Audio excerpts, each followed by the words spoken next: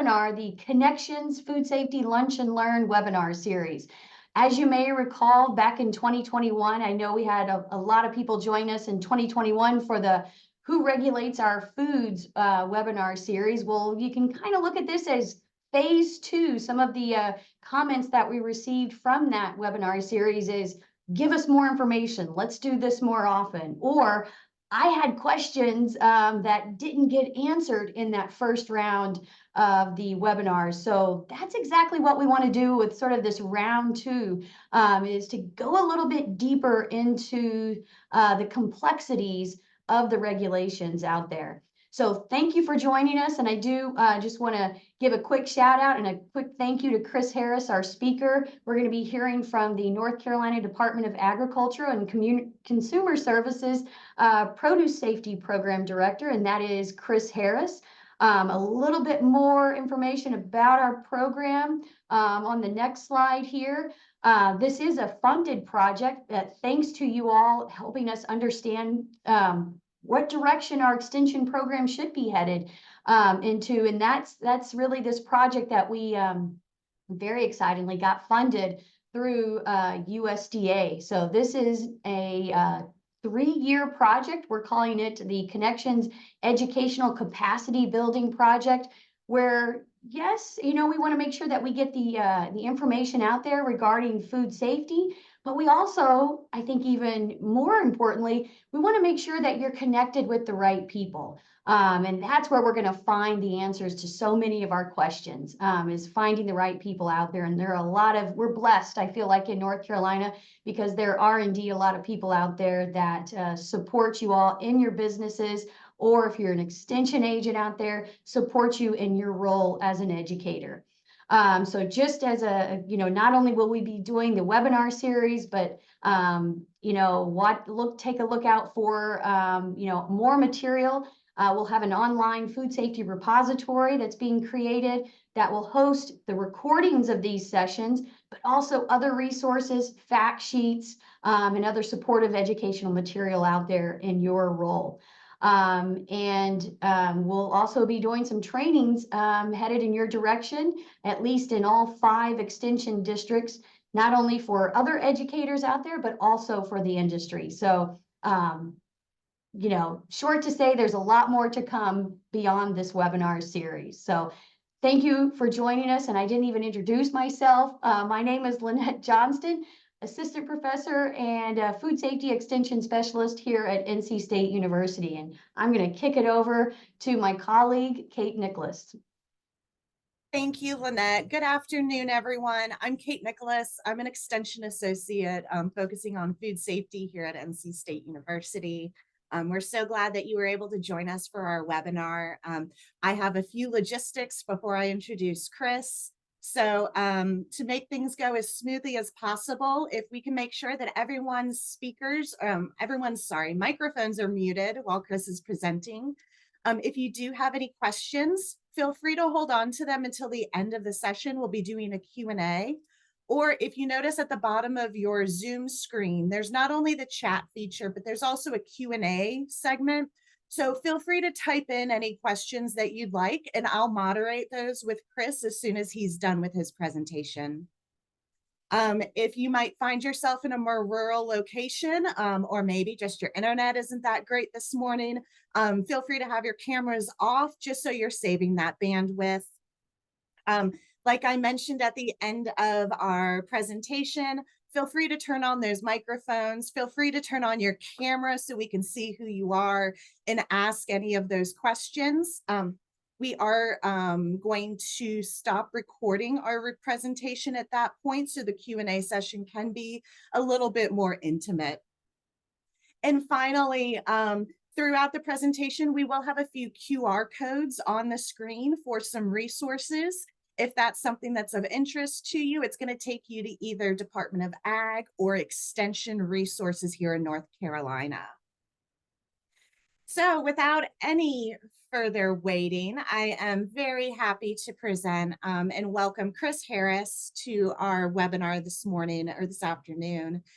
He is the Produce Program Manager over at the North Carolina Department of Agriculture and Consumer Services. He heads up a team that comprises inspectors, compliance, outreach coordinator, grant specialists, and ag program specialists. And they do serve all 100 counties of North Carolina. So you do have a contact down there, and that QR code is going to take you to the Department of Ag's website if you would like to see any of their resources. So with that being said, Chris, I'm going to go ahead. I'm going to stop sharing my screen and I'm going to let you take over.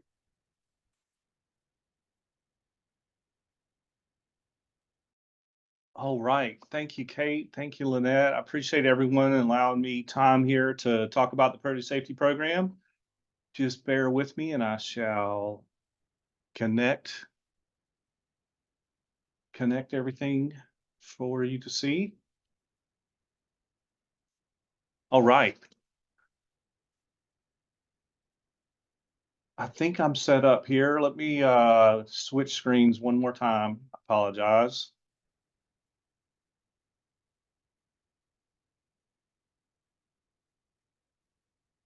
Yep. We see it, Chris. Okay. You know, I think I've got duplicate screens here shared. So hold on 1 second. I am having some difficulties getting back to where I was.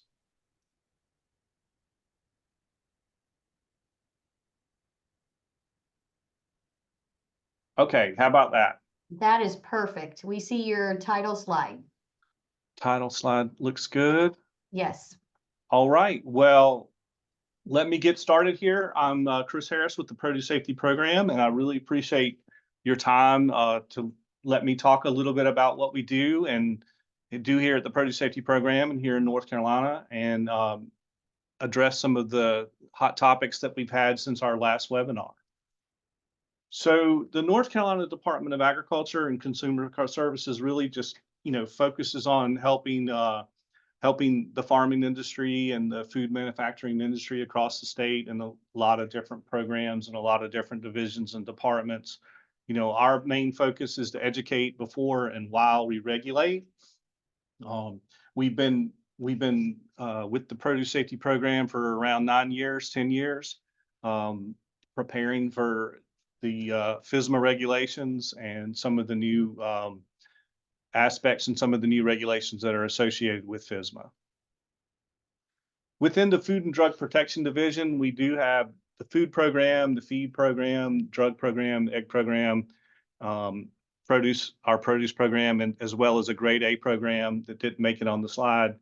And you'll be hearing from some of those other programs later weeks, specifically the food program.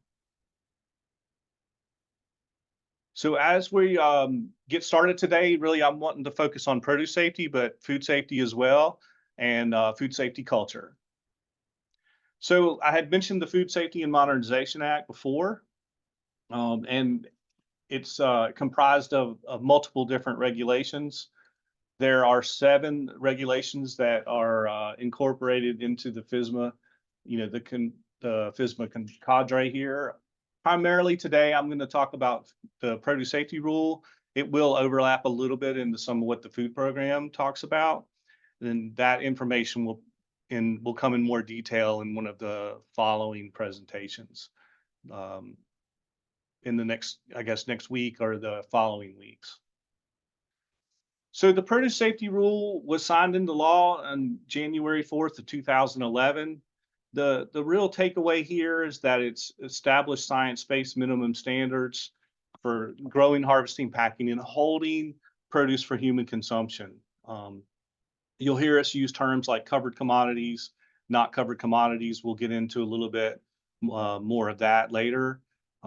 It's primarily farm to fork approach to identify potential risk and hazards that might spread illness or pathogens that's caused by fresh produce. We get a lot of questions on, am I a farm? Does this activity, do I need to have a license? Do I need to register with your department? Is there a fee? Is there a certificate or anything like that? You know, primarily the farm definition includes an operation that's growing crops or harvesting crops and raising animals or any combination of these, in addition to holding raw agricultural commodities, holding processed foods. There are some limited manufacturing and processing activities that are captured under the farm definition, specifically drying and dehydrating produce. We'll get into a little bit of that. And they also incorporate the manipulation of ripening operations with various gases.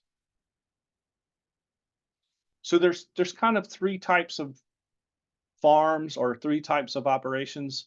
The primary production farm is basically just what you would think of when you ride down the road and you see, you know, a pack house and a field. You know, that's your primary production farm. Secondary activities farms gets a little bit more complicated. Just could be operations that are in multiple states where it's grown in one location but packaged in another location. A little bit of the ownership might change in a secondary activities farm, as well as some of the covered activities might change in a secondaries activity farm. And one of the topics that we had from our previous talks that we've had here with Lynette and Kate and NC State Extension is mixed type facilities. And a lot of questions come based on what a farm might do that is considered processing or that stays under the produce safety rule, stays with the produce safety program, and then the activities that might transition them to a to the food program as a processor. So we'll get into a little bit more of that. Basically, there's a couple of classifications that a farm can fall under. They could not be covered under the produce safety rule. There could be an exemption, whether it's qualified exemption or a processing exemption, or there, you know, a farm that has activities and parameters in place that they are covered under the produce safety rule. And we have here in North Carolina, we have a mixed bag of covered, qualified exempt, and not covered farms. For the farms that are not covered under the produce safety rule, there's a couple of things here to look at. So one, they're not growing produce. You know, you're not a farm if you're not actually growing any produce. So we do get some calls every once in a while from an individual that might go, you know, to a wholesaler and buy a couple of cases and put it on a cart, put it on a trailer and drive it around and sell it. But they don't actually grow any products, any produce. So they're not considered a farm. A farm that sells less than $30,509 worth of produce on a 3-year average, that threshold changes every year with inflation. We haven't gotten the numbers for the last 3 years, but the current number we have is 3509. So if you sell less than that amount on a 3-year average, then you're not subject to these regulations.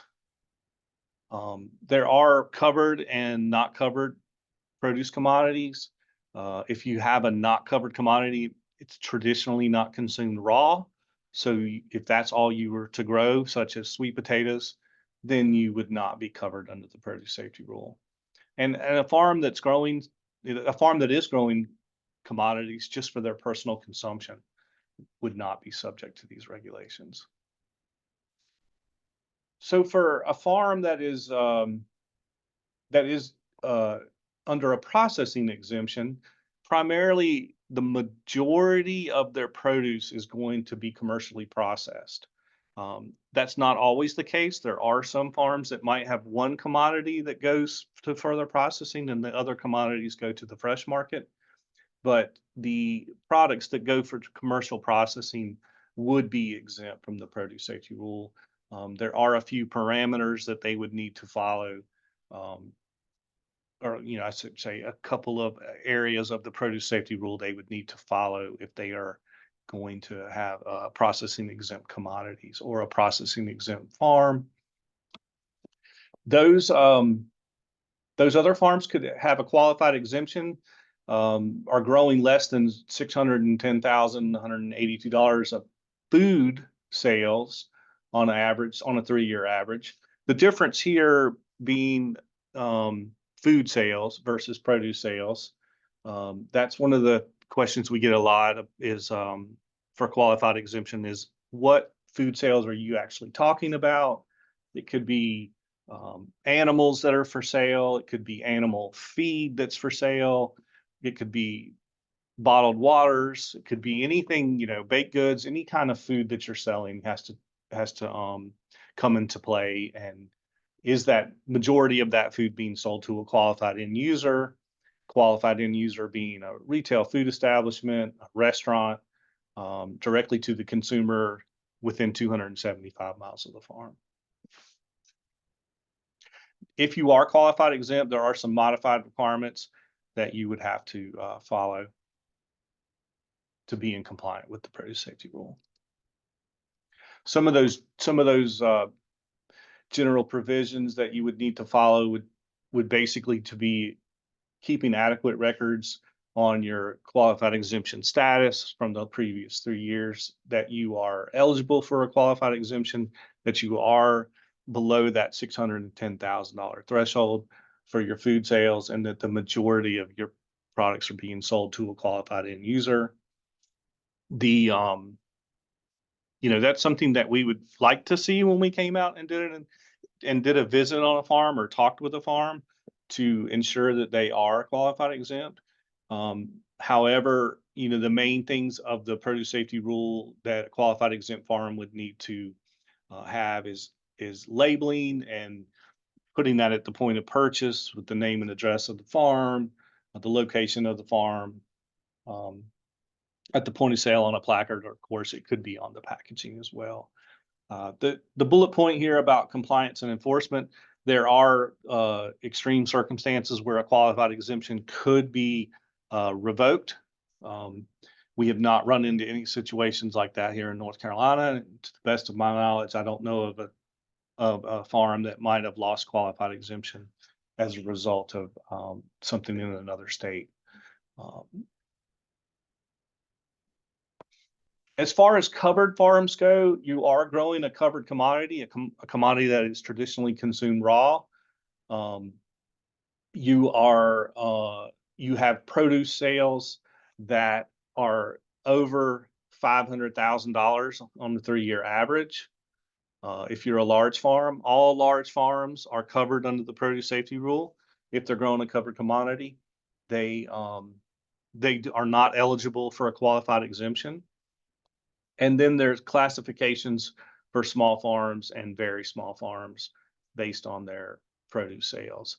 The key here is only small farms and very small farms can be qualified exempt. And the size of the farm is based on the produce sales. The qualified exemption is based on food sales. That's a common question that we get a lot, is the differentiation between the two of those. So we've been talking about covered commodities, and I'm not going to read all of these out to you, but these are the covered commodities that are listed in the produce safety rule. And I'll just leave that up there for a second.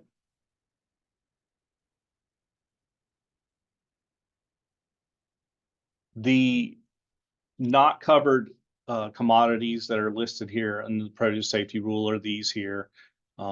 This is an exhaustive list, so if it's not on this list, I would assume that it is on the covered commodities list or considered a covered commodity.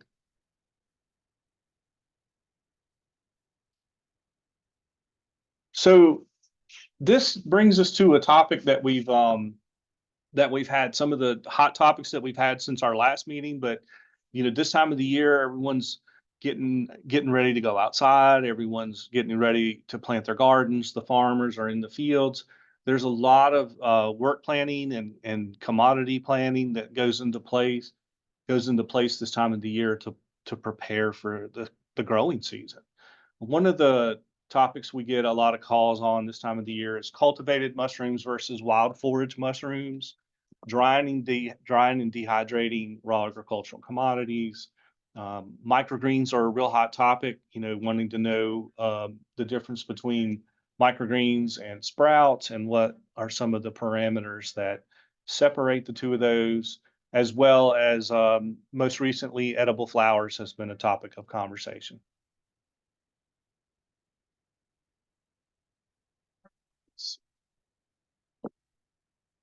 The next slide here. Let's talk about cultivated mushrooms versus wild forage mushrooms. The key takeaway here is the produce safety rule does not differentiate between cultivated and wild forage mushrooms. Foragers are considered farms. You're just not growing the commodity. You're just harvesting, packing, and holding that product. With any type of mushroom, whether it's cultivated or wild forage, how you package that product is very important. We would really encourage growers not to use any type of reduced oxygen or reduced oxygen packaging or vacuum sealing of mushrooms, especially fresh mushrooms. Anything where you're reducing the oxygen in that packaging without other controls in place could lead to some very bad things such as Clostridium botulinum toxin. There are some additional requirements for wild forage mushrooms that are intended to be sold to a retail food establishment, a restaurant mainly. Those are not any type of provisions that are under the North Carolina Department of Agriculture Produce Safety Program. The Department of Health and Human Services has a position statement on that that's related to the food code, and I do believe the Department of Health and Human Services will be a part of the upcoming presentations in the future weeks. Another common question is about drying and dehydrating raw agricultural commodities. A lot of times we get calls from mushroom growers that want to dry. They've had a great crop and they couldn't maybe sell them all fresh, and they don't want to lose those mushrooms, and they want to dry them, maybe to further process them, or maybe just to sell them dried. So if you are going to dry a raw agricultural commodity in its natural state, then you would be if it's whole, it hasn't been sliced up to a uniform size and thickness, then you would be under the produce safety rule. Drying and dehydrating are processing activities that are covered under the produce safety rule. However, if you are going to slice those commodities to a uniform and consistent, thickness and size to dry them evenly, then when you take that additional step to slice them, that carries you over into the processing, which would be covered under the food program. A unique type of drying and dehydrating is freeze drying. That actually, since it does involve the cold temperature under a vacuum, that would be considered processing and would be covered under the food program. The other part of this is we would advise growers to have their process evaluated by a processing authority, specifically to see that they're able to reach a low water activity, so that product doesn't sustain any growth of pathogens or bacteria that might be of concern for public health. How you store those products so they don't absorb any moisture from the environment is important as well. We get a lot of calls about microgreens pretty much all year round. For the most part, everyone really knows the difference between a microgreen and a sprout.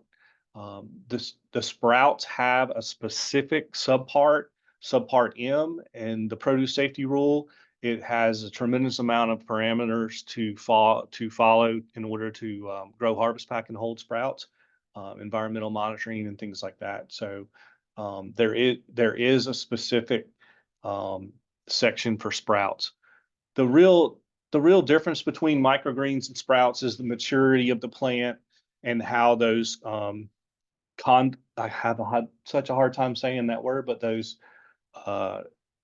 cotyledons, I can't even say it, but those particular leaves grow out of that plant.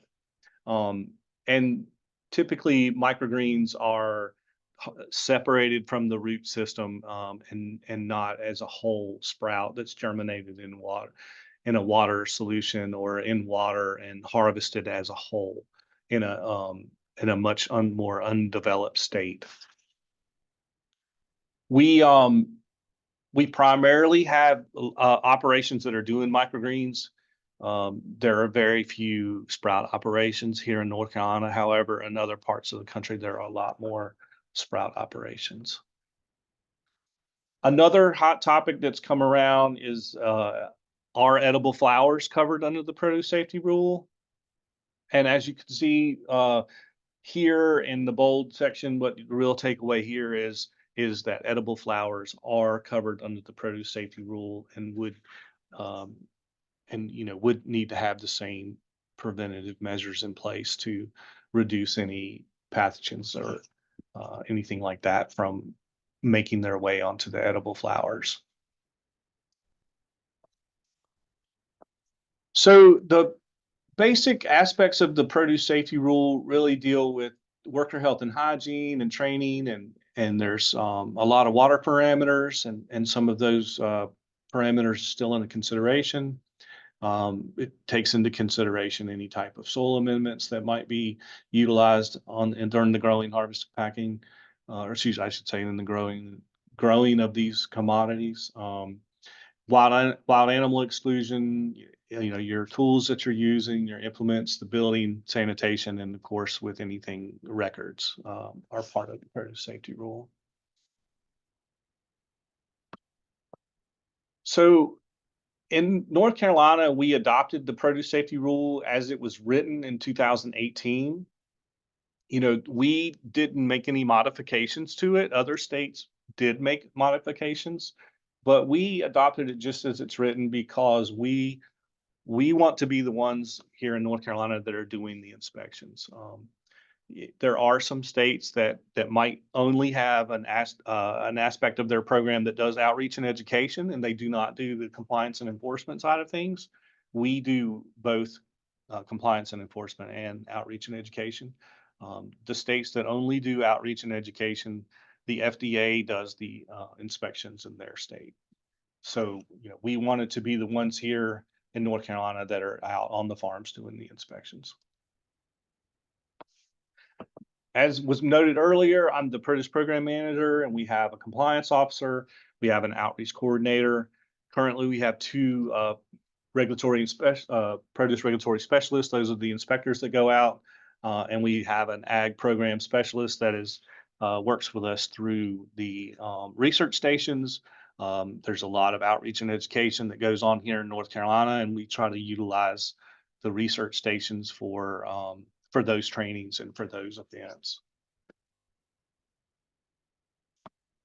We spend a lot of time reaching out to farms to, one, determine if they are a farm, if they are potentially subject to the produce safety rule, and of course do any kind of outreach and education we can do to help them determine if they are covered under the rule, have an exemption, or not covered under the rule. We've reached out to 938 farms. We have 938 farms verified. They're not all covered by the rule, but that's covered and not covered farms.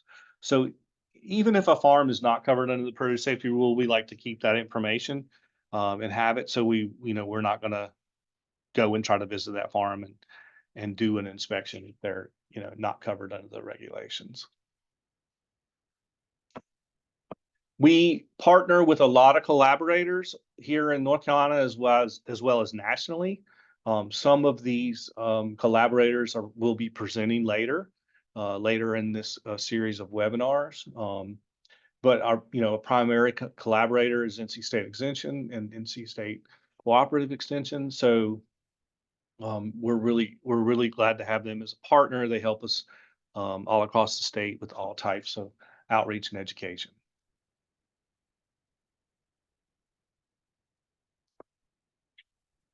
One of the things that NC State helps us with is what we call the Produce Safety Alliance Growers Training. It's really a course that is an overview of the produce safety rule. Everything that's in the regulation is covered in this Produce Safety Alliance Growers Training. It's a 1-day course for 8 hours. We do buy the manuals for the growers, so it is a reduced cost for those growers that attend here in North Carolina. There are some upcoming courses coming up here in March and April. There will be a follow-up email to this webinar that will have those links to the sign up for those events. We really encourage any grower here in North Carolina to attend a PSA grower training, even if they're not covered under the produce safety rule or have a qualified exemption. Those farms are growing the same commodities that the covered farms are growing, and we really would just want them to have an understanding of what a farm under the produce safety rule would need to go through or be faced with if they were subject to these regulations. In addition, promoting a food safety culture is something that we do and try to encourage these farms that are not covered under the produce safety rule to participate in all of the outreach and education that we have available. Once you've taken a PSA growers training course, if you wanted to participate in an on-farm readiness review, you could do that. An on-farm readiness review is when we team up with someone from NC State Extension and someone from our program. We get invited to the farm. We go out and basically walk through the growing, harvesting, packing, and holding as much as we can see just in a couple of hours and apply the produce safety rule to that specific operation. We have a resource manual for growers that we provide. We have open communication in a non-regulatory environment and really gives a grower the opportunity to have their whole operation looked at to see where they stand in being in compliance with the produce safety rule. And if there's any type of corrective actions or any type of changes to a procedure or changes to something that they're doing that would keep them from being in compliance with the rule, then we step away and NC State Extension steps in and works with that grower and helps them make any changes or provides any recommendations that might help them be in compliance with the produce safety rule. There's no cost for a on-farm readiness review. It's a free service that we offer to any growers that are interested. One of the other topics that we get asked a lot is about gap audits. We specifically do produce farm inspections here at the Produce Safety Program. We are not the organization that does good agricultural practice or gaps audits. There are some similarities with the two different programs, the two different activities, but we are specifically doing the inspections here in North Carolina. Once again, we're focused on educate before and while we regulate. We are, wanting the produce farms here in North Carolina to thrive and be profitable and to, have a food safety culture to continue providing safe produce from North Carolina for the country and the world as well. When we're setting up an inspection, we're gonna reach out to that grower and have a pre-inspection call, have some conversation, probably verify, that you are covered under the produce safety rule. I would say that 100% of our inspections are scheduled. We don't want to just show up on a farm without them knowing we're coming to do an inspection. That would be the worst case scenario. But ultimately, we're scheduling our inspections here here in North Carolina. We will always show credentials. We will always issue a notice of inspection. We'll have an initial interview with the most senior person there at the farm, whether it be the owner or a food safety manager, discuss all the parameters that we'd like to see in the course of the walkthrough. And we always have an exit interview and provide the grower with a inspection report, which closes out the inspection. When we do gather information from a grower, from a farm, the main reason that we have that information is a lot for contact. And if they if we are going to have a some type of training or some type of educational and outreach activity, maybe it's commodity specific, maybe it's specific to the observations that we had during the inspection. A good example of this is cleaning and sanitation is a common common discussion point that we have with produce farms, and we have been implementing a cleaning sanitation workshop. We just had that finish up last week, but we typically try to offer those once a year, if not a couple of times a year. But that information would be important information. And then if we're going to have a cleaning and sanitation workshop or some type of specific workshop that might be of interest of a farm that we visited, then we would let them know about it. So that's kind of where I'm at right now. I know I'm running a little bit over on time, but here's our website. There'll be some additional information on there. There's also going to be some information on the follow-up as well, the follow-up email. And if you have any additional questions, feel free to call me or email me. Our outreach coordinator, Sarah Cope, her information is on here as well. My number is the first cell phone number. Hers is the second. All right. Thank you so much,